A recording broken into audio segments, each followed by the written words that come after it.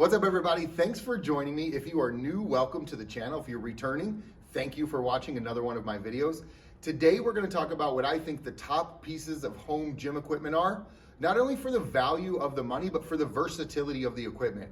You can gain a lot of size and strength and improve your cardiovascular endurance and general fitness with just a few inexpensive pieces of gym equipment. So that's what we're going to go over today. Stay tuned. The first piece of equipment we're going to talk about today is the Bosu ball. And the Bosu ball is a direct replacement for all high-priced pieces of cardio equipment like your treadmill, your elliptical, your bike. And the reason it replaces those is because unlike those pieces of equipment, this works to stabilize your muscles around your ankles, your knees, your hips, and your low back, all while only costing $115 on Amazon. This thing's so versatile for cardio, but it also helps you with resistance training, as I'll show you here in a minute. One of the most practical ways to do cardiovascular training is by working the muscles in the legs, and this is where the Bosu ball shines. The first movement I'm gonna show you is called the shuffle, and what you're gonna do is step up and down off the ball like this. This is left foot dominant since my left foot is coming up and going down first, but you can also do right foot and switch for time intervals, or you can alternate and have one foot going up and then the next foot going up. If you were to reverse that position, that is now called a reverse shuffle. And you're gonna step up and back off the ball. Again, this is right foot dominant. You can switch to left foot dominant, or you can alternate that position to evenly work both legs. Now there are dozens of movements you can do on the Bosu ball, but those two are the top two to stick to if you're directly replacing your cardio equipment with a Bosu ball. Another feature of the Bosu ball is aiding you with your push-ups. A lot of people, when they're first starting off with push-ups, number one, they're doing them incorrectly, but number two, generally people weigh too much, so their body is too much resistance for them to do a push-up correctly. So this helps with that, because you can start off with your hips on the center of the ball. Elbows go back into the ribs as you go down and come back up. Once you can perform 10 reps of that, you come forward with your knees a little bit. Once you can perform 10 reps of that, you come forward a little bit more.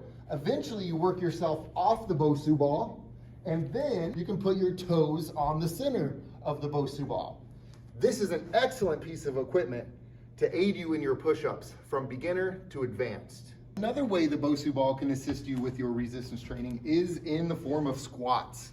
And my favorite squat is a hack squat.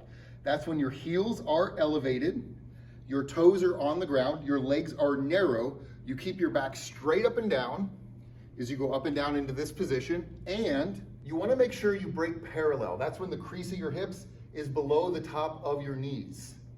So going up and down in this position with a straight back is gonna be a Bosu ball hack squat. And when you're doing push-ups on the Bosu ball and squats on the Bosu ball, that takes care of 2/3 of your resistance training needs, pushing and legs. Now, when your body weight gets to be too easy, you can of course hold dumbbells on your shoulders or hang them by your sides. And speaking of dumbbells, that's what we're gonna talk about next. Now let's talk about dumbbells. Dumbbells are one of the most versatile pieces of equipment out there, and they're pretty dang cheap. And you don't need a full rack. For the most part, you just need up to 25 pounds. I rarely use over 25 pounds for my hypertrophy training. And the reason for that is pretty simple. If I program in dips first, which we'll talk about how to do next, then push-ups, I've already taxed my pecs, my anterior delts, and my tricep on both of those pushing movements. Then all I have to do is another push with my shoulders in the form of a shoulder press.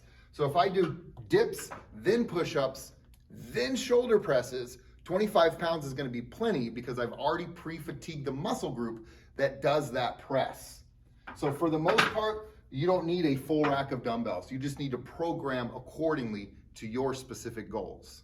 The last piece of equipment we're gonna talk about today are these bad boys. These are called equalizers, and let me show you how to do a dip on these. With the chest up and the shoulders down and back to minimize any shrugging, you'll slightly hang the knees up in front of your body and go down until your elbows are above your rear shoulders or your posterior delts. And if you're not strong enough to do those yet, there's several modifications to work you up to a full body weight dip, like putting your toes down behind you and using your legs for some assistance, putting a heel in front and a toe in back, or putting both heels forward.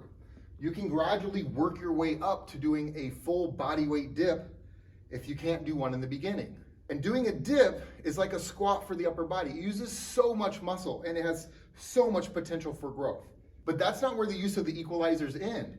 You can also do split squats by putting one foot back and using the front equalizer bar for some assistance in your balance as you're going down and up with your split squats.